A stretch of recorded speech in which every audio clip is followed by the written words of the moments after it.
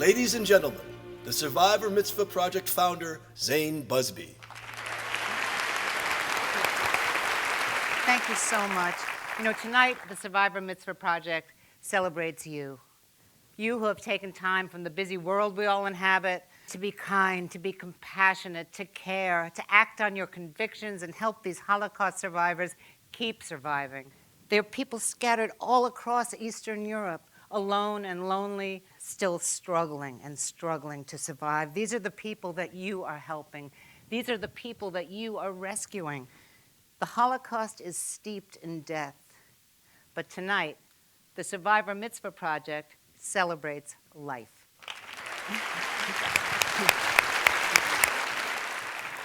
I'm a television director by trade, and during a break from shooting, I thought it would be a wonderful idea if I went to seek out my roots and find the birthplaces of my grandparents in Eastern Europe. I was so excited about doing this that I told my whole crew about it, and they were really excited to go with me until I told them where I was going, the town of Vishneve, but I told them Lithuania because I thought it would be an easier sell, but it wasn't. So they said, you go, we're going to Maui. So I said, aloha to my crew, and I went off alone to these unsunny lands in Eastern Europe. After poking around Lithuania for just a couple of days, I hired a driver to take me across the border into Belarus. Now, as soon as we got there and crossed that border, the car broke down. So fortunately, my guide and I were able to hitch a ride, and unfortunately, it was in a horse-drawn hay cart. So I'm in this hay cart, and the driver keeps turning around and staring at me, and he goes, Amerikanski. And I went, da. And he goes, hot dog. And I said, da. And he says, Billy Crystal. So here I am in a hay cart with a driver who's a Billy Crystal fan. Go figure. But as we made our way through these back roads, it was like going back in time, really 100 years or so. There were no cars, no shops, crooked little houses with broken fences, synagogues, old wooden ones, beautiful but barely standing, empty and forgotten, and the ghosts of millions. The first thing that struck me was how close the war seemed. Buildings were in great disrepair. They were abandoned. There were bullet holes visible on all the facades. It was a haunting ruin of a landscape. And it made the period of the Holocaust seem so close because I was walking down those same crooked streets. I was passing those same rivers. I was crossing those same swamps. I was going by those same forests where thousands hid and thousands were murdered. So I went to find the town of Vishneve, the town of my ancestors. And this is kind of like what it looked like, the countryside. And then I thought that was the house of my grandfather, but it wasn't because it was long gone. And then I thought that one was, but it wasn't because it was long gone. And that's our driver saying goodbye. And this is the main street in the town. And these are my cousins. Apparently, there was a lot of intermarriage in this place. Now, I had a short list of 8 names in my pocket, names that were given to me by a professor in Lithuania, Professor David Katz, and he said, please, please go visit them. These were survivors. He called them the last of the Mohicans. These were people who were living in remote areas and villages, people who could use a little food, who could use a visit, who could use a helping hand, who could use some money. And he said, just go and visit them. And I thought, visit them? How am I going to communicate with these people? I mean, how would I explain who I was and how I knew him and how I knew them and how I got their address? It was all too confusing. I only speak English and show business Yiddish. You know, words like schlep and schmooze. And he said, just say shalom aleichem. So on the back road, searching for my roots, I visited these people in their huts, total strangers. And I would knock on their doors, and no one was ever home because they were all out back. People in their 80s and 90s, they were out back on their hands and knees, digging up their potatoes, because if they didn't, the ground would freeze and they wouldn't have a winter food supply. Now, I must say, my presence scared the hell out of them because these are people who have not had a very good history with strangers knocking on their door. And then I remembered, oh, right, say Shalom Aleichem. So I said, Shalom Aleichem. And they would turn around immediately, a beautiful big smile, and they'd come over and hug me. And an immediate connection had been made, a connection that spanned thousands of years. They invited me into the huts, and I listened to their stories. Now, who were these people? Some were sole survivors of their families. Some were brave partisans who fought in the forests of Lithuania and Belarus. Some ran from the killing fields as their parents and families were massacred. Some survived brutal evacuations to the east where their trains were bombarded by German airstrikes. All of them ran from the Einsatzgruppen, the German mobile killing squads, who roared into towns and villages on motorcycles, killing every man, woman, and child in their path in the most brutal ways, and then torching these villages and moving on to the next one, the next massacre. And some were slaves in the Gulag years after the war ended. All were elderly and alone and in dire need. In every case, the German killing machine had decimated their lives. 70 years after the start of the war, these people were still suffering. They lacked the means to buy even the most basic of human necessities. These were people who had fallen through the cracks, who received no money from Germany, no money from reparations, no money from any other organization, people who had absolutely no lifeline. Well, I returned home to the world of comedy, and I couldn't get these people out of my head. Who would care for them? What would they do? How could they face the incredible challenges of old age and illness with this harsh winter about to approach? I was just compelled to do something, but I didn't know what could I possibly do from here. And I was busy and I was working, but I just was compelled. And I thought, I can send them money. That's what I can do. And so that's what I did. So what I did was I would take pieces of paper and on it draw a big heart and put a star in the center of it, wrap up some bills, and send it off. Because I didn't know the language. I didn't know how to communicate with them. And I figured, even if they didn't know who it was from, they would know someone was out there, someone cared. Then one day, an amazing thing happened. I got letters back. They started coming in all on little tiny scraps of torn notebook paper. And they were in Russian, and I couldn't read them. So I would keep them in my car, and on the way to the studio, every time I saw a refrigerator repair truck, I would cut it off. I would jump out, I'd run over to the driver, I'd hold up the letter, I'd say, "You're Russian, right? Read this to me." Everyone knows, every refrigerator repairman in LA is a Russian rocket scientist. So slowly I began to read what these people were saying to me, and it was incredible. My name is Rahil Gershevna from Grodno, Belarus. I was born in 1911. I am very, very old. I received your letter and the money. I was so surprised I couldn't sleep all night. I can't believe there are such nice people in the world. I received some money from the government, but only enough for bread and milk. I can't believe that someone in America would want to help me. Thank you so much. Now I am not alone. We are all sick here, and I really don't know how to live further. I am sorry for this letter. My writing is so bad, and I am very old. My mother and father were killed in Babi Yar. It is so difficult, life. I sometimes think it would have been better if I had died with them.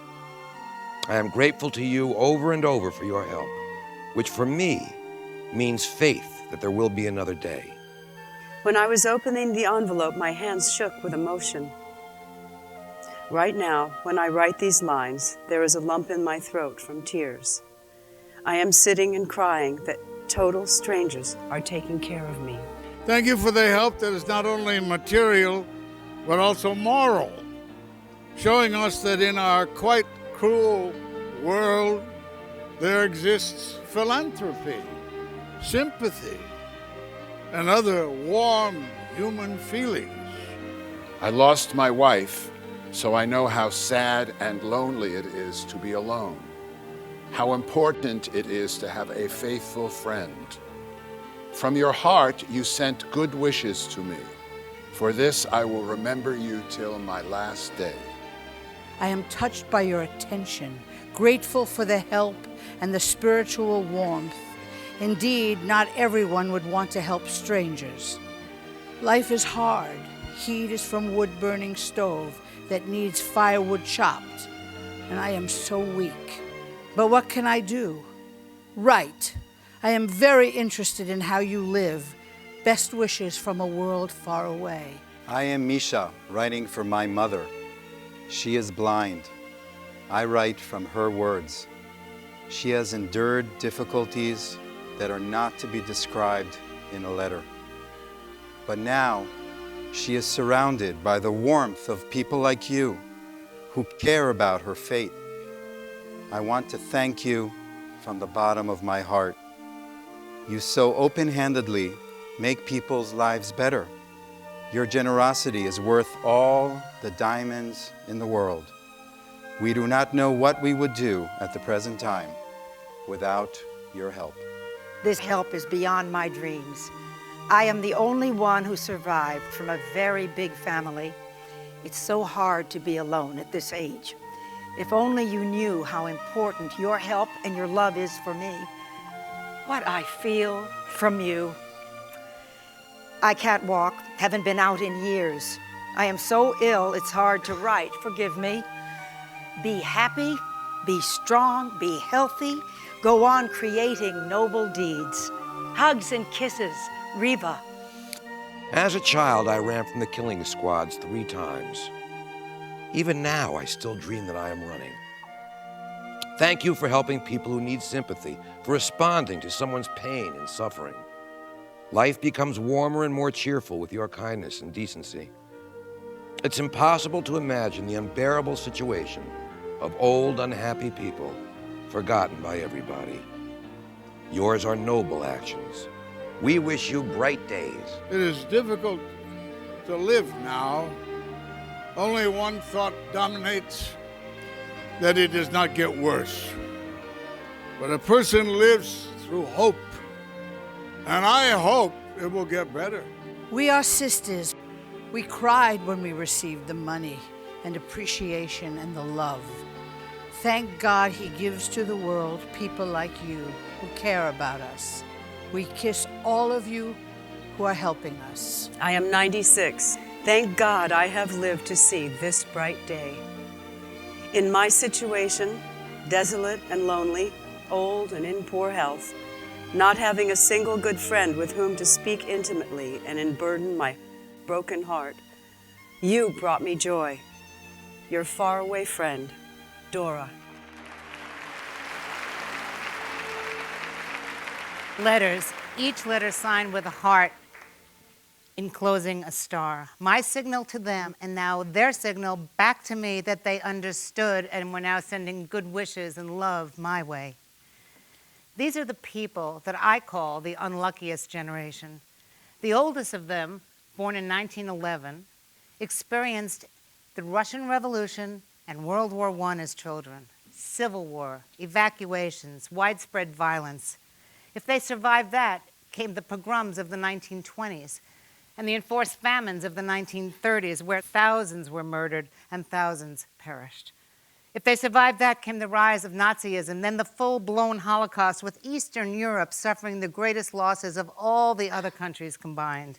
Families killed, evacuations, homes destroyed, starvation, forced labor, ghettos, slave labor, more destruction. If they survived that after the war, they were caught behind the Iron Curtain, where it was a crime to be Jewish.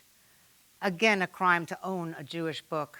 Again, a crime to speak their own language. If they survived that, came Stalin's purges of the 1950s, where thousands were sent to the Gulag for 10 more years. Then Chernobyl, radiation, cancers, deaths by the thousands, upheaval and relocation for these very same people. And then perestroika, which we thought was wonderful, but for them it meant the infrastructure of that country's collapsed, and every penny saved was taken from them. They went to sleep one night, and they woke up the next morning, and the banks had seized everything, leaving them penniless and without hope. Every decade, a litany of heartbreak. Before the Lord God made the sea and the land, he held all the stars in the palm of his hand, and they ran through his fingers like grains of sand, and one little star fell low. But I've been walking all the night and the day, till my eyes get weary and my head turns gray. And sometimes it seems maybe God's gone away, forgetting the promise that we heard him say. And we're lost out here in the stars, little stars, big stars, blowing through the night.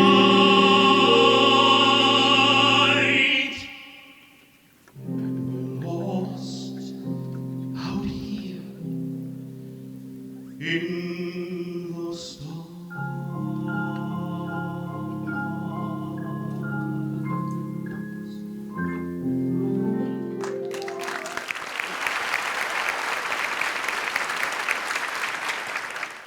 More and more letters. They just kept coming. As Professor Katz in Lithuania found more and more survivors in need, I just stepped up my efforts to help.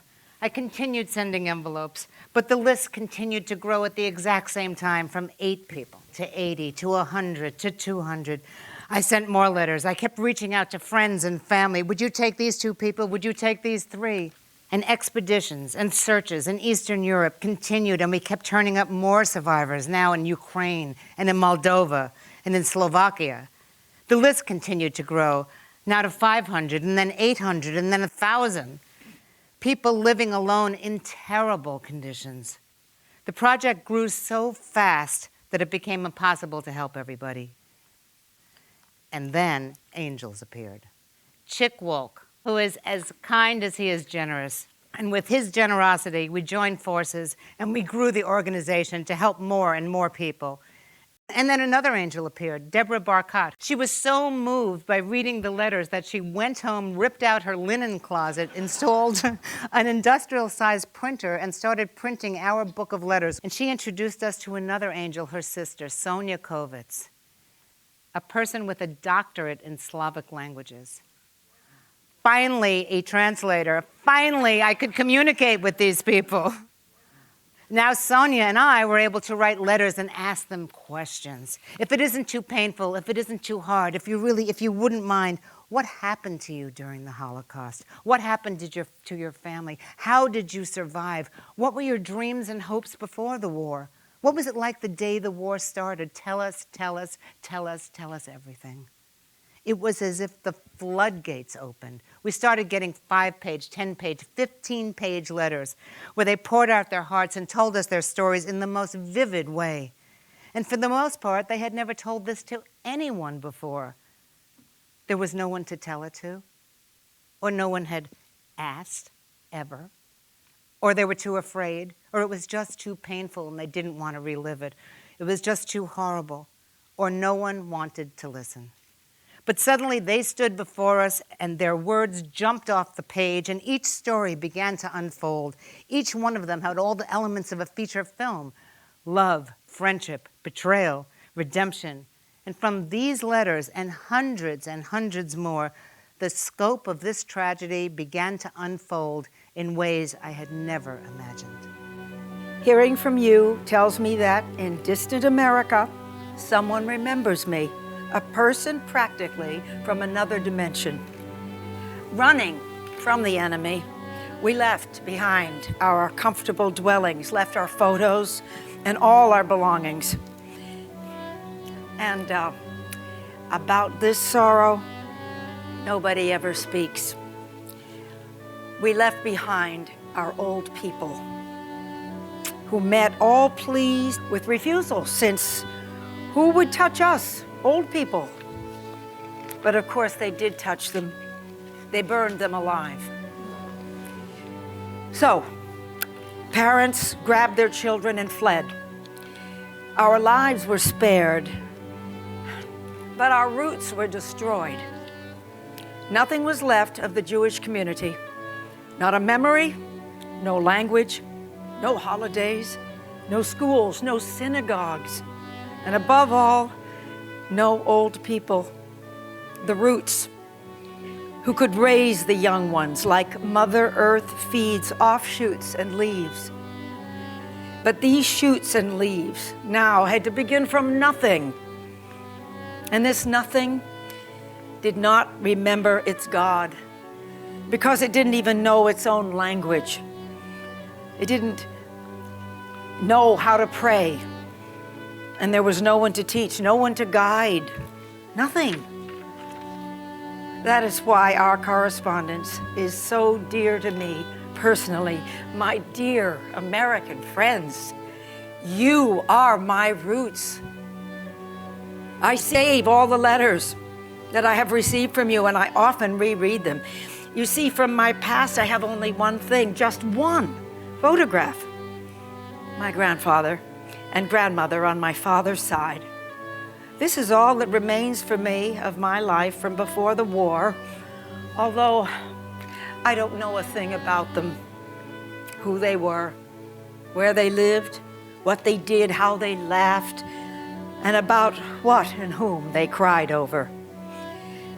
Well, I will bring this conversation with you to a close. I don't write, I simply speak with you about whatever comes into my head. Be happy, my dear ones. Maria.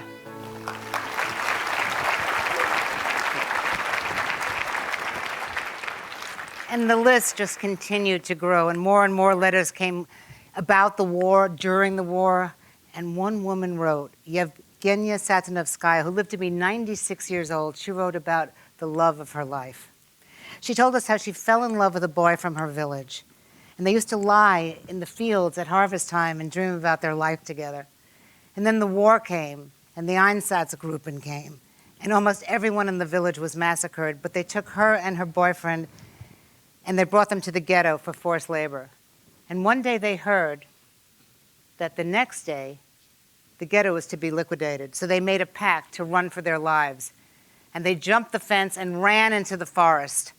But in the darkness, in the blackness, with all the confusion and the noise and the gunshots, they lost each other. And she never saw him again.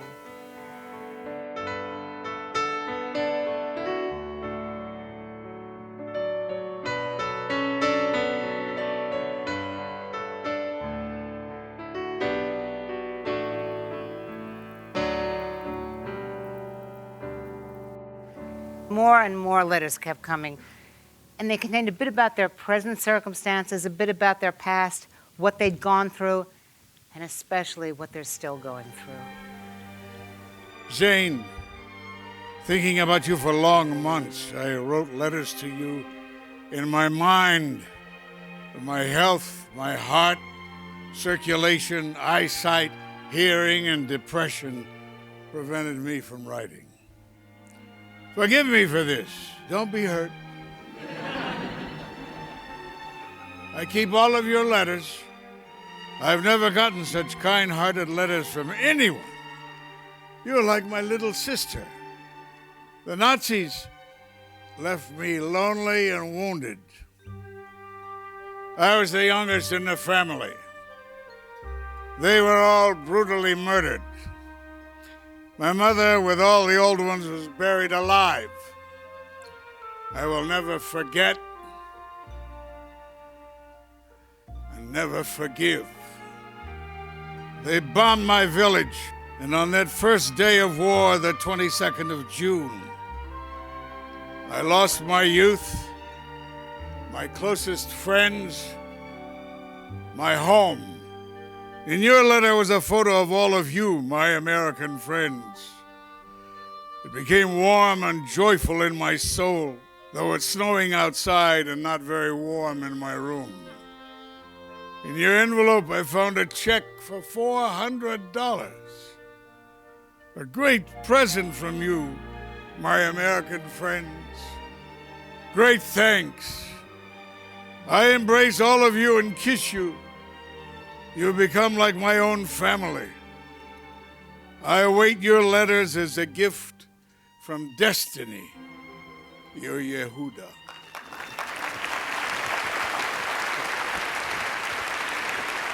We weren't just sending money and then disappearing. We had become their family. We had become their friends. One woman wrote, she said, I have lived a long and very hard life. And I always thought that everyone lived this way. But you opened my eyes to the fact that somewhere people live completely differently, and they are happy. But even now, I'm afraid to express my feelings and my thoughts because I've always lived in fear. You live in a land I can only dream of. Way over yonder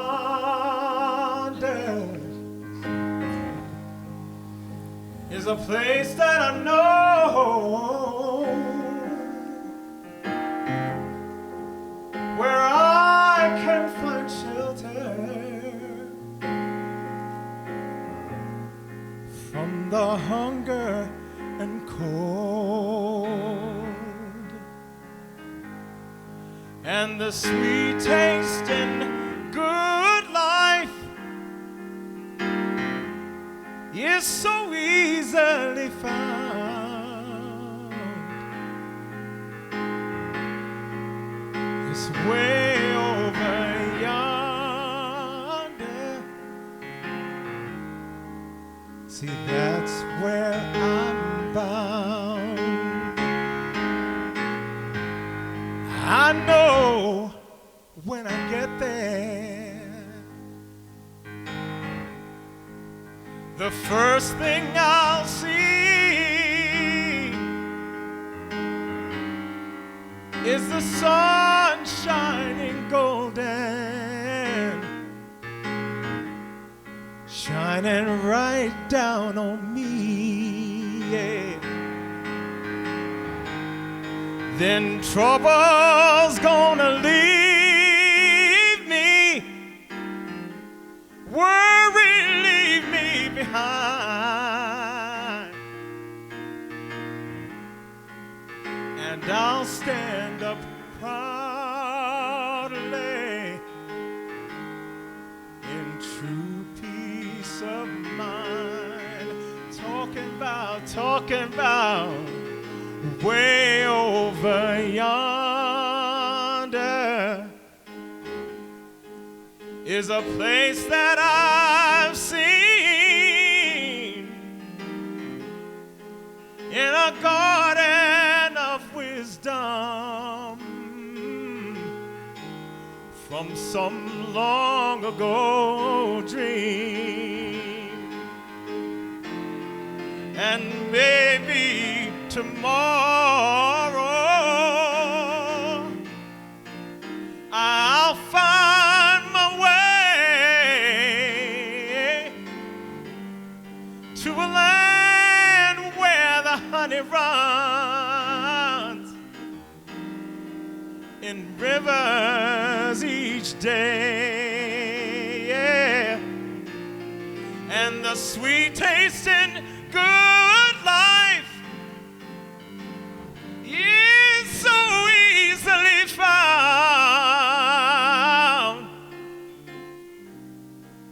'cause way over yonder, that's where I'm bound. Oh, way over yonder,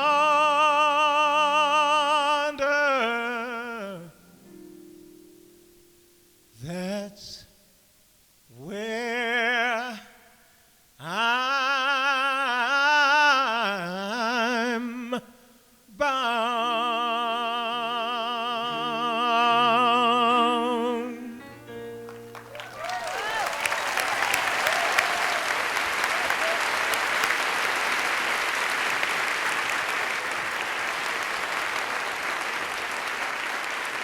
Wow.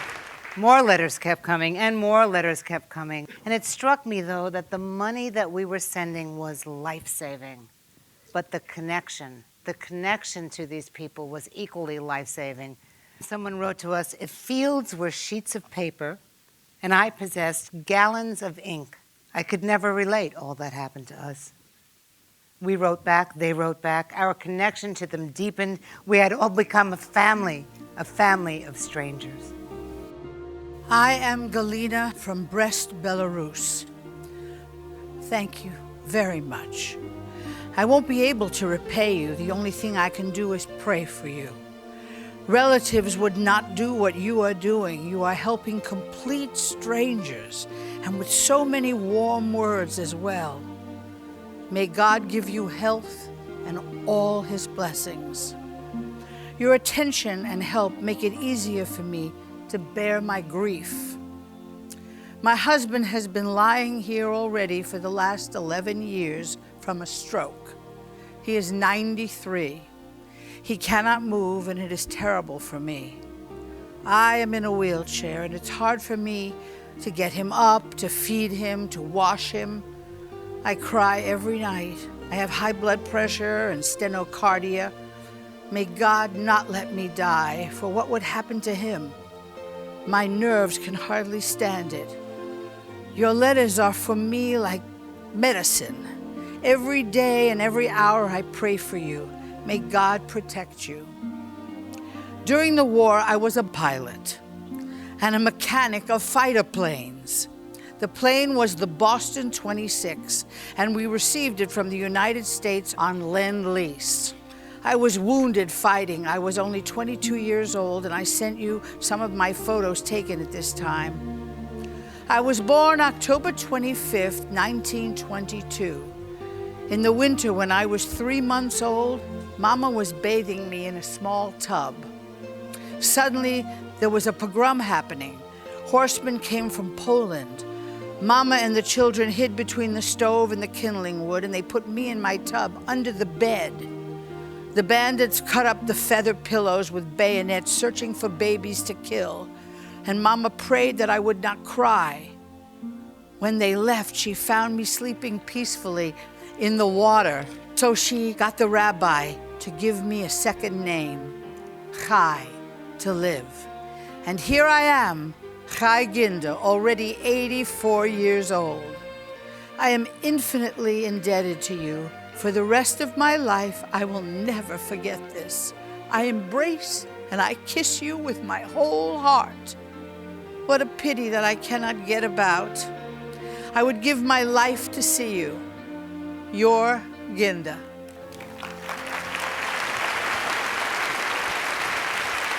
These were the voices that resonated in my head as I went about my life in Los Angeles, now with one foot planted in comedy and the other foot planted firmly in the Holocaust. I am Fanya Brankowskaya from Vilna. Dear Zana and all your company, I received a letter from you with such warm wishes. I survived the Holocaust in the Vilna ghetto. I was a member of an underground organization, then a fighter in the Avengers, a partisan detachment of teenagers, where we fought the enemy and tried to protect the honor of our people. But today is a very hard day on my heart. It's over 70 years since the Vilnius ghetto was liquidated. That was the day when I saw my relatives, parents, my sister, for the last time. I was only 17. I ran to the woods, to the partisans' detachment, not knowing that it was to be forever. But I am the only one left in my big family. Today, as every year on Remembrance Day, I went to the pits in Ponary, the place where 100,000 people were killed. Young, old, children. There are just a few of us left, just a few. We stood there by the pits and our hearts were torn into pieces, eyes full of tears. We sang the Jewish partisan song as we remembered our perished family members and those who survived and protected our people with weapons in their hands. I am proud to have been among them. We didn't just die. We protected the honor of our people. Someone asked if I could see my family again. What could I say? I would tell them, I fought for you. I am sorry for such a long and confused letter, but the last events have just stirred my memory. I am asked if it's not difficult for me to go off into Ponnery to the killing fields. My answer is, those who lie there can't say anything.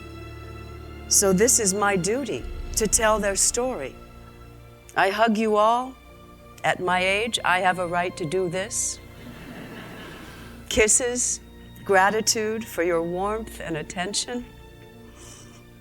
Be happy, my dear American friends.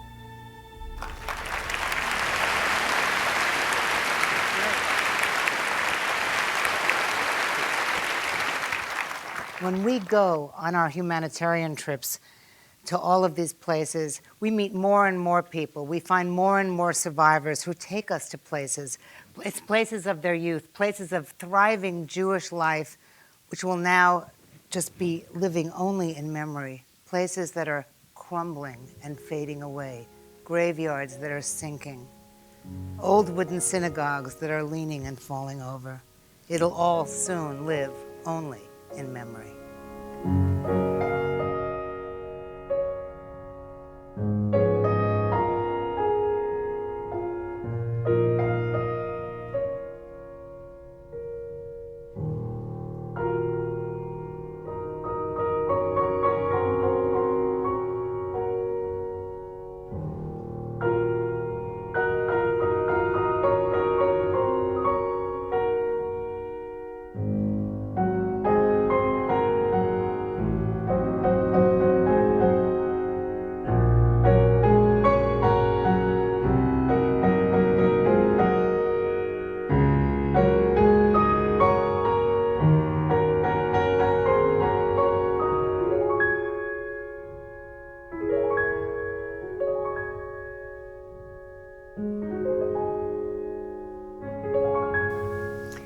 You know, many people always have asked me, why did these people stay? Why didn't they just leave after the war? You know, some was just too sick to leave, or they were caring for someone else that was too sick. Or some didn't know how to leave. They tried and tried, but they got trapped when the Iron Curtain fell. And some said, I will never leave. I will stay here, and I will tend the graves of my ancestors the way my parents and grandparents did, and I will tell all who listen what happened here. They've killed everything and everyone that once was, and I will stay and tell about it. And these are the people who, when we go overseas, take us to the ghettos and the forests and the partisan bunkers. These are the people who stay to tell the world so that this tragedy, this terrible tragedy, will never happen again. And then there are people, most of them, who went to what was left of a town and met every train for years, hoping and hoping against hope that one person, one single person, would step off that train who they knew from before. One person, a relative, a friend, a son, a daughter, the boy next door.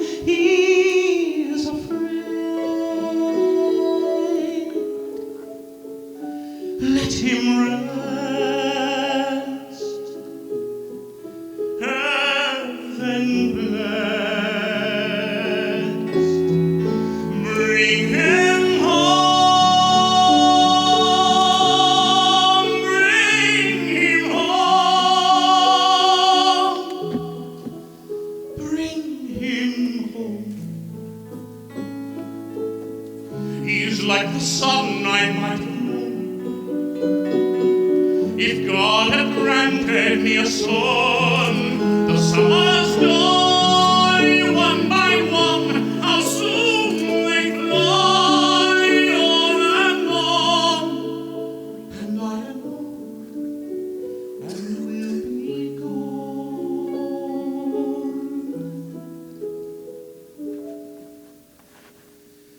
Bring him peace, bring him joy. He is young, he is only a boy. You can take, you can give. Let him be, let him live. If I die, let me die. Let him live. Bring him home. Bring him home. Bring him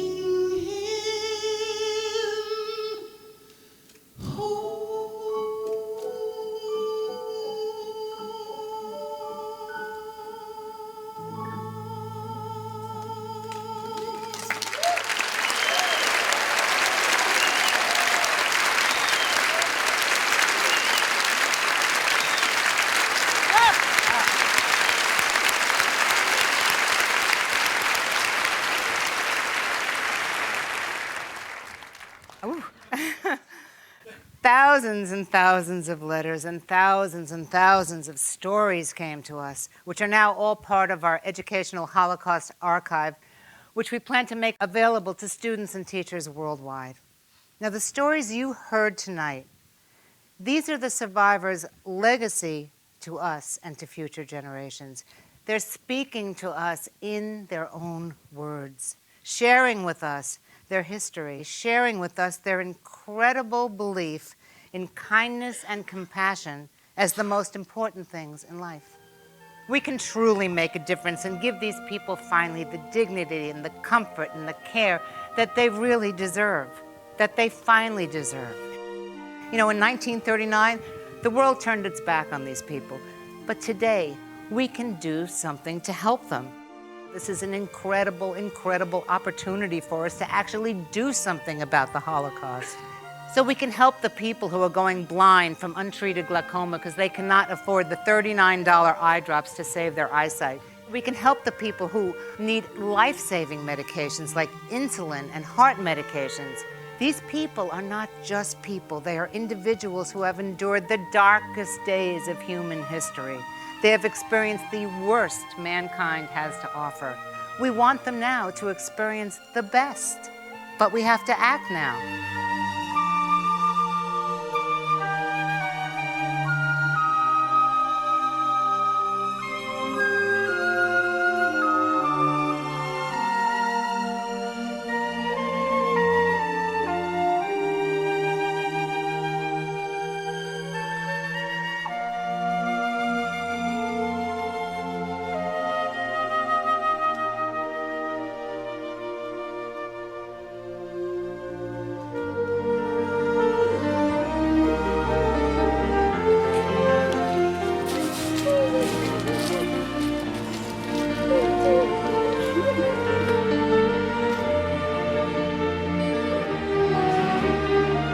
From those original 8 people I visited on my roots trip back then, I am proud to say that today the Survivor Mitzvah Project is helping over 1,500 people in 7 countries.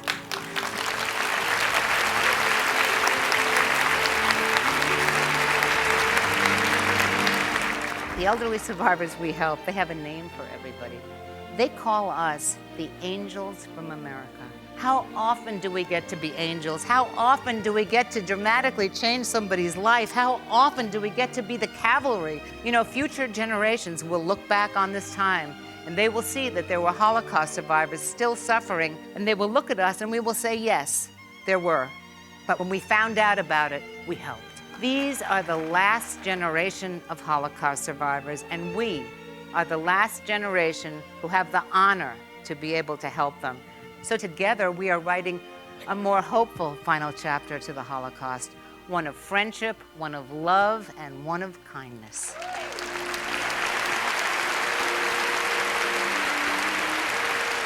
I want to thank this incredible cast of actors and musicians and everyone who's participated in the Survivor Mitzvah Project. Thank you all so much.